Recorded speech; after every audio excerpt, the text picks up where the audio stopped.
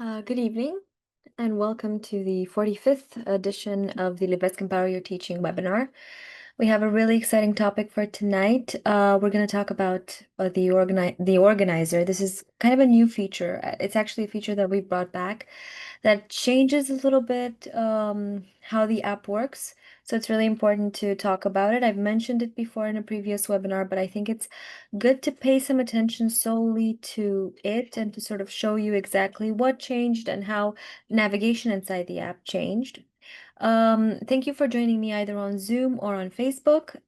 If you're here on Zoom or if you're on Facebook, you can write your questions in the chat. I will get back to you in real time. If you're on Facebook, this works in the same way. If you're watching a recording of this, you can watch a recording of this in one of two ways, either on Facebook for a little while or on YouTube. And on YouTube, you can leave a comment and we can get back to you as soon as possible as well. And I know the majority of our watchers are actually watching us on YouTube. So you're watching this as a recording. Leave a comment if there are any questions related to what I'm demonstrating or any questions related to LIVRESQ in general, and a member of our team will get back to you, or if I see it in time, I'll get back to you as well. So I won't spend too much time on the introduction. I'll just begin. It's not a long explanation because there are only a few things that you need to know about the organizer. But again, it's about a change that was implemented, and it sort of changes the entire way the app works. At least the way we access it. It's not exactly the entire way the app works, but the way we access our projects and the way we access everything we create in LIVRESQ. So this is what it looks like now. What actually changed, I'm going to zoom in a little bit. What actually changed is this button here. Sometimes it's a button, right now it's not. Because this entire area where we find all of the projects that we've been working on, all of the things we've seen, all of this is called the organizer. This is kind of like the LIVRESQ cloud you're working with. This is where everything is stored. This is where you can share projects with others. This is where you can start creating your projects. This is where you can start from a template, look at what you've recently edited, and also find this erased section here, which refers to projects that you've erased, that it's kind of like a recycle bin on Windows or the bin on a Mac. The organizer also allows you to open multiple projects or multiple resources at a time, and you can navigate through them in tabs. This was there as well before, but now we can exit and we can sort of navigate through the organizer while we have a project open in a very easy way. So the way I've structured this, or the way we're going to go through this, is to see what each area contains. Some of the areas might not be available if you have a free account, by the way, but this is what we're going to go through, what each of these pages, each of these areas contain.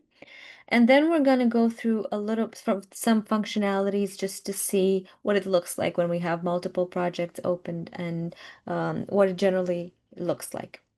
So right now, when we open the editor, when we access the link author.livresq.com, so when we open the e-learning authoring tool, we start in the panel. Again, all of these areas are part of the organizer, and we can see this above right here. The panel features some information that is useful when you're starting working in LIVRESQ. So you can get started here. This is where you can create a new project generally. Just a second. I need to change one setting, and I'll explain it towards the end. If you have a new account or if you haven't changed that setting, which I've just done very quickly, this is what it would look like. So you can create a new project or import a material. This is the options that you have here at Get Started. You have an overview of all of the resources, how many projects, sections, and other resources you have available. You have a section here that's called Learn More that features some links either to our YouTube channel, Facebook page, our training and certification page, and so just useful links that can help you learn LIVRESQ and that can help you offer you more information. Just one second. I know I've covered a part of my screen. and then also some information about the updates. So this is where we start out. We start out in the panel that sort of allows you to have an overview of everything the app can do. You can also see your recently modified projects. So once you start working on multiple projects, they'll be visible here. It's kind of like a home page where you start out. It's kind of like a home page for the author. The actual cloud, everything you're working on, is featured here under resources. So everything you've ever worked on in LIVRESQ can be organized and stored here. We can work in folders. So you can add folders from the top bar here, and you can drag and drop or move each project to a folder if you need to organize it like this. You can also add labels. You can create labels on the left-hand side here, and then each project, once you select it, can be labeled in a certain way. If you need to add a label to it, you can very easily do that. And then you'll see that it's labeled. You can change the view as well, and you can see the labels here. So this is just tools to organize everything you create, mainly projects. And again, I'll get back towards the end and tell you why I keep talking about projects, these little boxes, because the actual work, the material you create is kind of like a box of documents, a box where you put every bits of information you need for the course. Again, we can have folders if we want. We can add labels. This is just the place, the actual cloud where everything we've ever created in LIVRESQ is stored. Free accounts have a maximum of 5 projects that you can work on. So you can only have 5 projects in this resource area here. The 5 boxes, if you will. If you have a pro account, there is no limit. There is a space limit. You have a maximum of 5 gigabytes. But there is no limit towards how many projects you can have, and hence the need to add folders and labels and the possibility to truly organize these projects.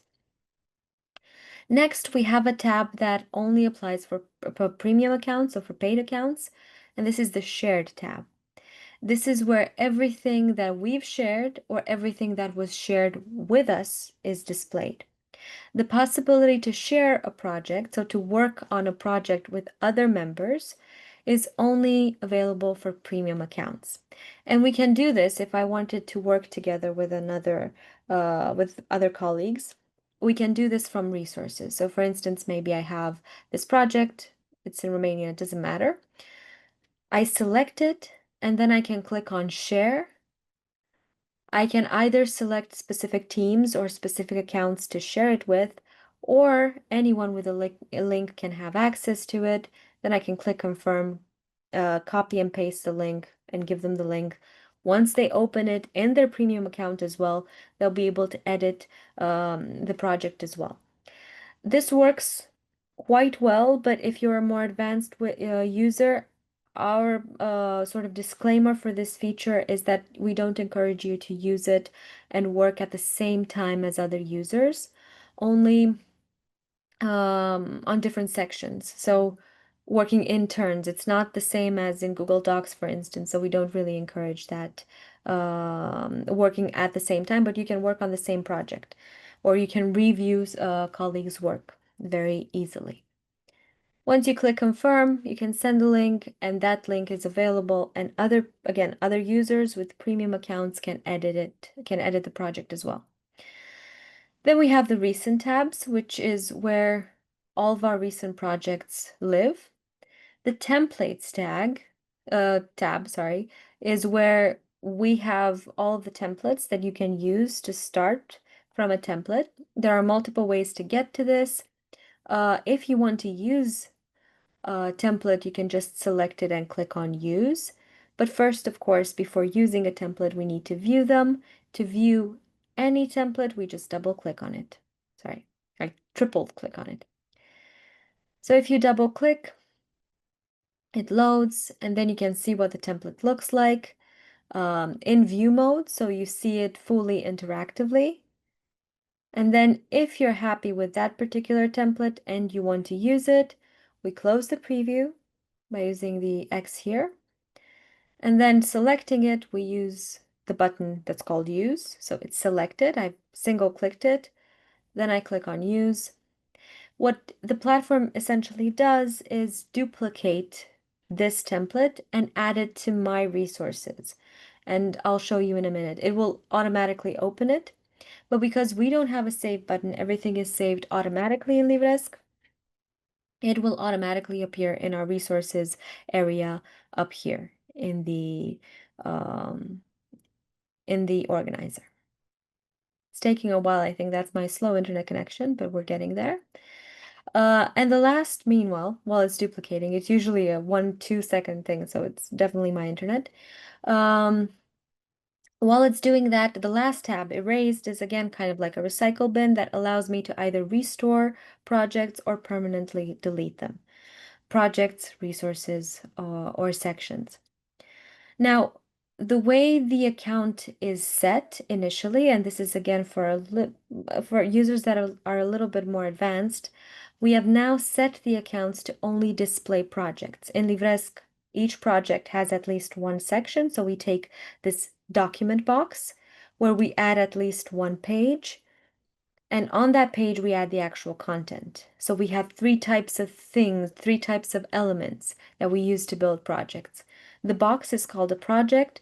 Then we have sections. Okay, it's duplicated. Then we have sections, and then we have the actual content, which we've called resources. So right now, what the action did was to duplicate this template. I'm inside this box that's called retail. And then we are in the sections area. We have this page, the main section, or it can be the only section in a project. I can double click on it and see the section that I've just seen in edit mode, see what it looks like, and actually edit the content. And editing the content is really easy. We just double click on anything and we can edit it. We can change it to something else. We can add different things. There's a list of types of content that we can add on the left-hand side here, and we can just drag and drop it to wherever we need.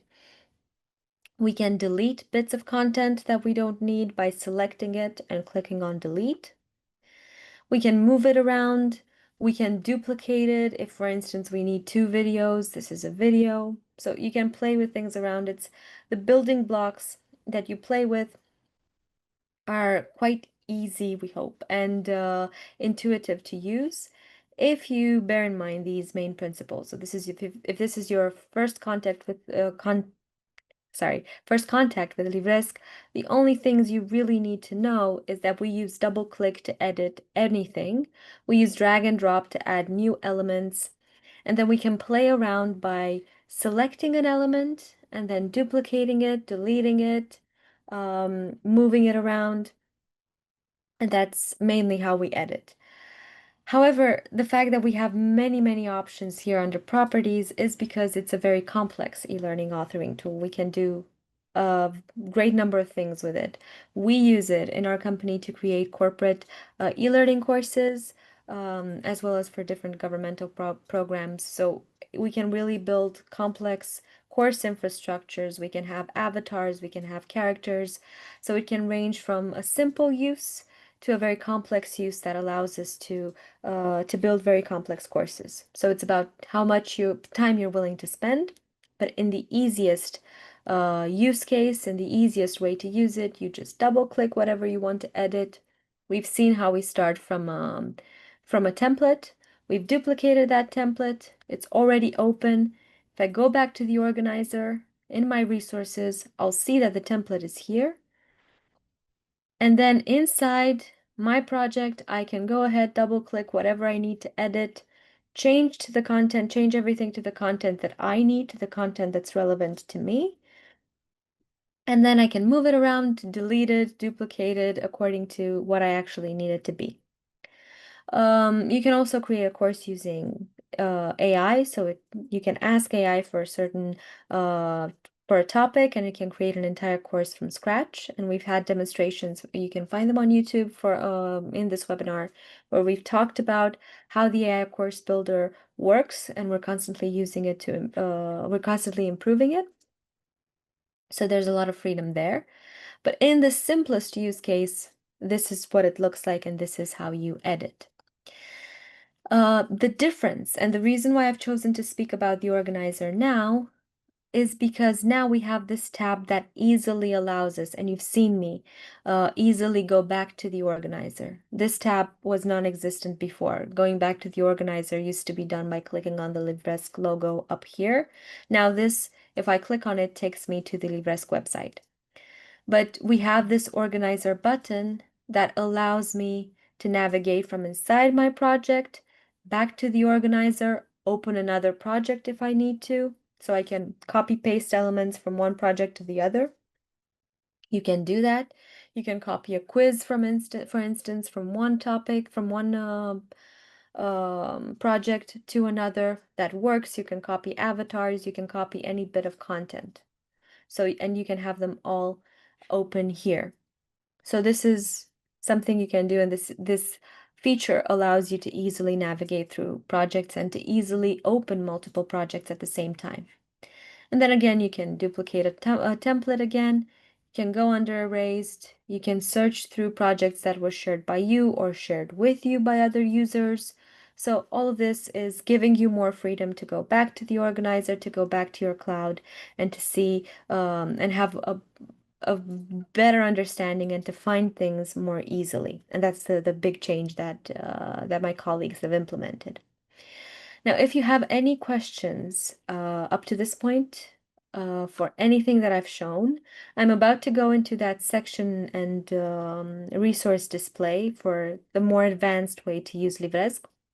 But meanwhile, if you have any questions, please write them in the chat. I see both the chat on Facebook and the chat on Zoom. If you have questions and you're watching a recording again, you can leave a comment and we'll get back to you. So if you're watching us on YouTube, we'll get back to you as soon as we see your comment.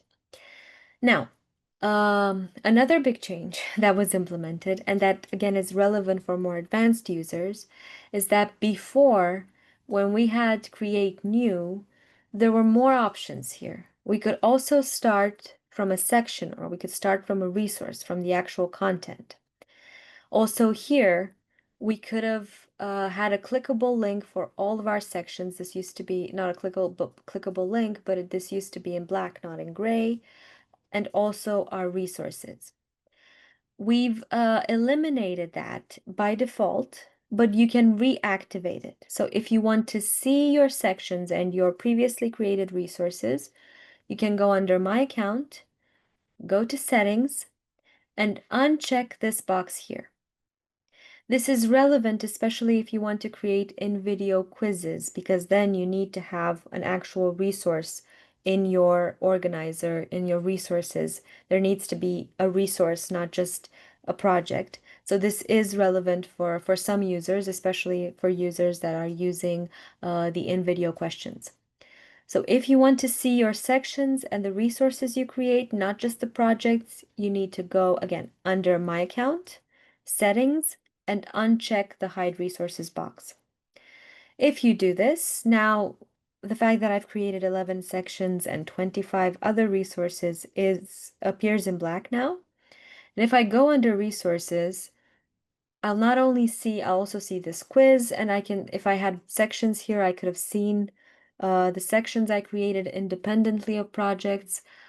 And if I go under Create New, I can now either start from a project or from a section or from an actual resource. And again, we call resource that bit of content that we can add. It can be an image, can be an image gallery, tabs, accordions, whatever other type of content is available inside a project.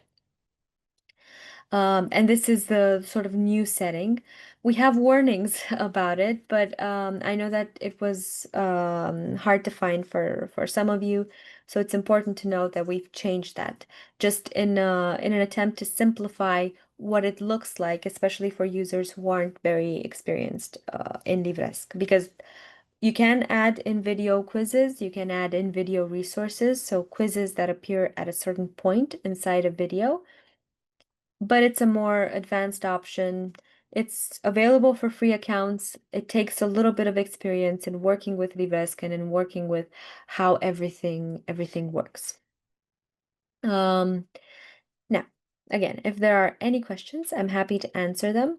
I've seen the questions in the registration form. One of them was if we offer free accounts for teachers. We do offer free accounts, so there is a paid tier and a free tier. Under a free account, you can still do a lot of things. There are some restrictions. Again, the fact that you can only have in resources here a maximum of 5 projects. This is the maximum number you can have if you have a free account.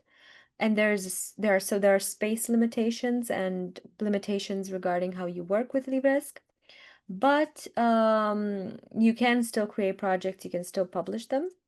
There are also differences in terms of how you can export, because right now we can export a project in a number of ways. You can download SCORM if you want to in a premium account. This is just for premium accounts. Publishing to library is available for free as well. Downloading the HTML package, so not SCORM, just simple HTML, is available for premium accounts only, and also the possibility to generate a PDF of your course, which again renders it non-interactive, but it's useful in many situations. This was a highly requested feature for people who wanted to have like a PDF printable version and then have an interactive one as well that was separate. And also everything to do with AI is under a paid tier. So the fact that you can create a course using AI, that requires a premium account.